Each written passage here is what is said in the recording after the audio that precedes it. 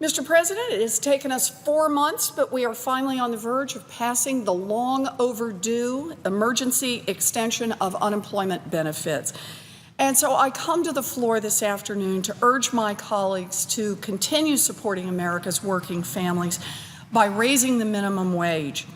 Over the past 50 years, the value of the minimum wage has sharply declined. In 1968, the minimum wage was high enough to keep a working parent with a family of 3 out of poverty. In 1980, the minimum wage was at least high enough to keep a working parent with a family of 2 out of poverty. Today, the minimum wage isn't even high enough to keep a fully employed mother and a baby out of poverty. This is fundamentally wrong. Anyone who works full-time should not live in poverty. For nearly half a century, as we came out of the Great Depression, we lived by the basic principle that we all do better when we work together and build opportunities for everyone. For nearly half a century, as our country got richer, our workers got richer. And as our workers got richer, our country got richer. As the pie got bigger, we all got a little bit more. That's how it was, and that's how we built America's great middle class. But that's not how it works now for low-income workers. Dr. Aaron Dubay of the University of Massachusetts has explained that if the minimum wage had kept up with increases in productivity, it would be $22 an hour today. But it didn't keep up. So today, while corporate profits soar, millions of hardworking moms and dads are left behind, working full-time and still living in poverty.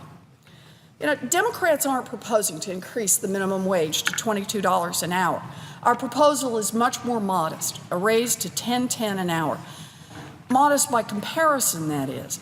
But for at least 14 million children who depend on a parent whose wages would go up as a result of this legislation, this increase will make their lives a whole lot more secure.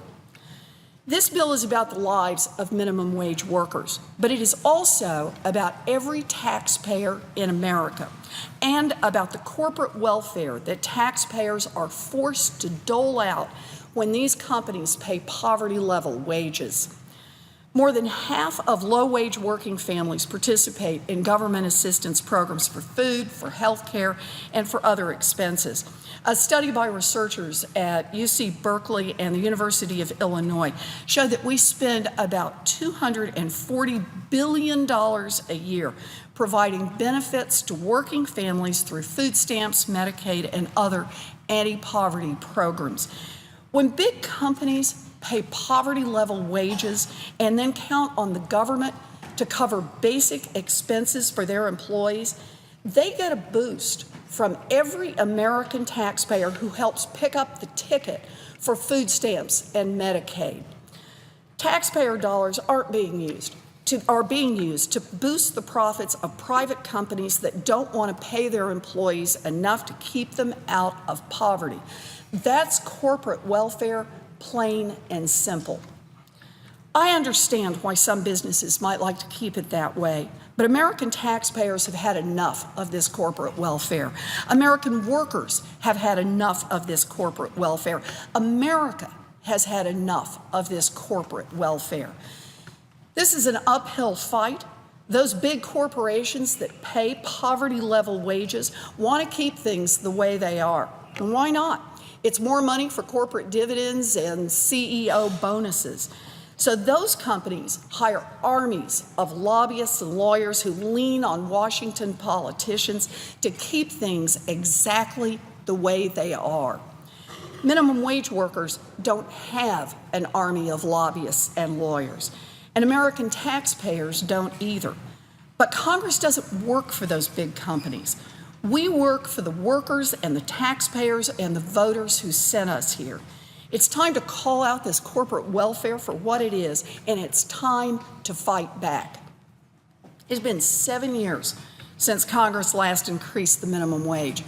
Senator Ted Kennedy led that fight, and I'm proud to carry that fight forward today. It's time to honor work again. time to honor the people who get up every day and bust their tails to try to build a life for themselves and their children. It is time to increase the minimum wage. Thank you, Mr. President. I yield, and I suggest the absence of a quorum.